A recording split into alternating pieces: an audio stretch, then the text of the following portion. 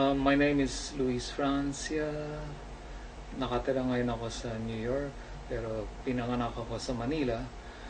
As to how I would describe myself, writer, teacher, journalist, and bilang Filipino, masasabi ko na halo-halo, to use the cliche. In fact, in a way I can say I've become more Filipino the longer I've lived here. I think it's a paradox that a lot of Pinoys understand who live abroad. Dahil siyempre kung nasa Pilipinas ka, hindi mo masyadong isipin ano ba ako bilang Pilipino, because we're all surrounded by Filipinos and we're in the Philippines. It's when you're taken out of the country that, you know, the cliche, you can take somebody out of the country, but you cannot take the country out of that person. And living here all these years, the country has become more manifest. For instance, I do a monthly column for the Inquirer, and I write on issues that affect Filipinos in the U.S. and even in the Philippines, because I feel that it's, to me, an important topic that needs to be paid attention to. Issues like racism within the Filipino community, cultural identity, art activities that are put on or carried out by the artists, Filipino artists and Filipino American artists who live here.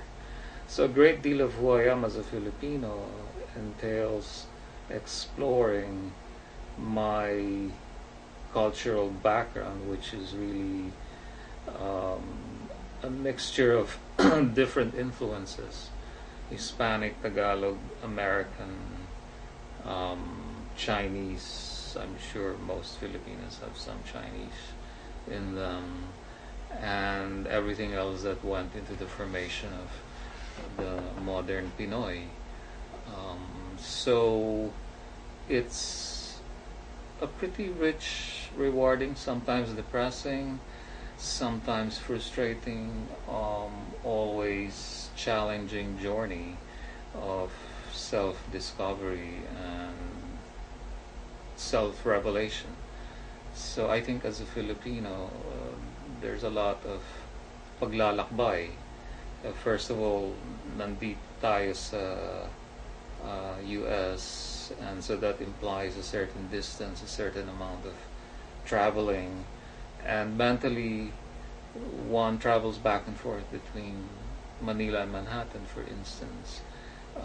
So it isn't just a physical journey, it's a journey that it never ends for me, and it's the kind of journey that I'm really interested in. So not just as a writer, but as a traveler, I would describe myself in that way, as a Filipino, a modern day Filipino in the 21st century. Because, you know, there's a line from the 70s from a rock group: thinking is the best way to travel.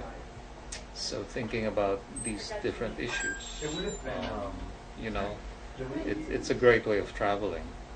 So that is part of what I am bilang Filipino.